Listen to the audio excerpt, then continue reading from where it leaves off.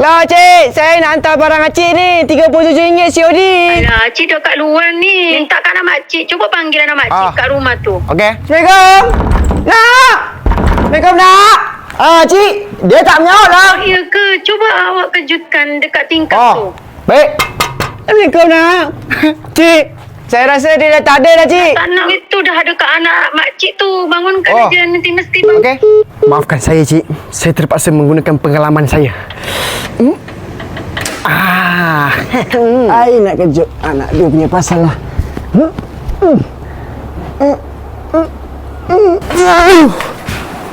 Hei, budak! Harap buka.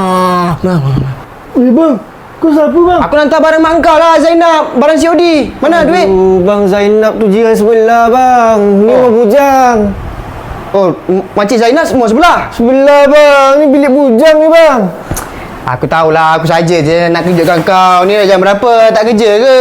Aduh. Alamak. Weh bang, tinggal aku.